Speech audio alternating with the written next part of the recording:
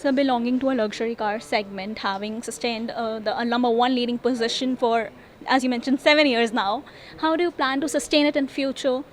How do you plan to increase safety and innovation standards in your products? I think what Mercedes always has to do is to deliver very desirable products.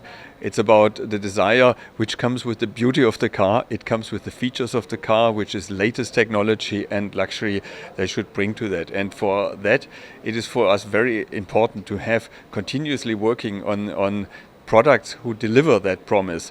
Of course, now with the shift to electric vehicles, this is another dimension which comes. Sustainable electric vehicles now coming, and with the launch of the EQS, which we have had recently, now with the locally built EQS, which comes end of next week, and the sale of that car being initiated, that will definitely help us again to be not only by numbers but also by aspiration as a brand the number one in the future. Right.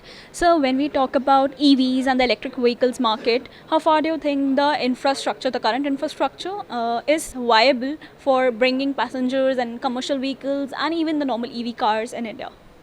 I think infrastructure is in all markets and also in India a core topic. I mean, and specifically around charging. Of course, I'm not capable to talk about buses and the details around that, but it's clear on the passenger car segment you need the right way to charge your vehicles. And one option, of course, is charging at home. We will always provide for our customers that they have a wall box option to put at home. At the same time, it's for longer distances, we need some peace of mind, I think, and charging infrastructure there as well. This is also why we will set up at strategic dealer points ultra fast charger in our network. So at the end, by end of the year, we'll have 140 chargers across the country. Yeah, some of them will be very fast, 150 kilowatts. Some of them will be at 22 kilowatts. But overall, that will help. But I think personally, we will end up mostly in the luxury segment with people charging at home.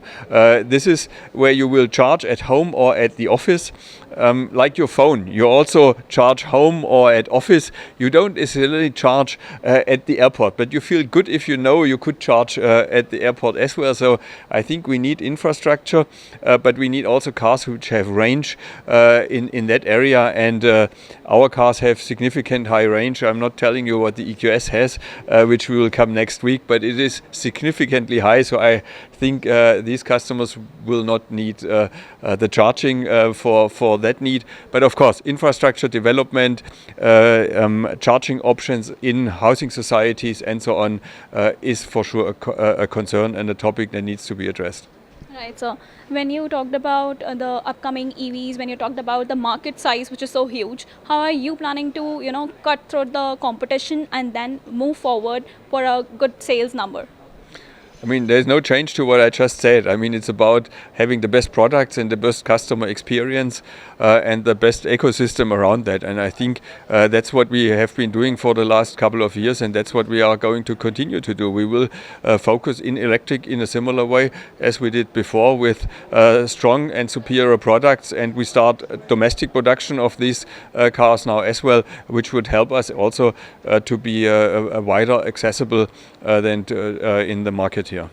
Thank you so much, sir. Thank you so much for your time. Thank you very much. Yeah. Thank you.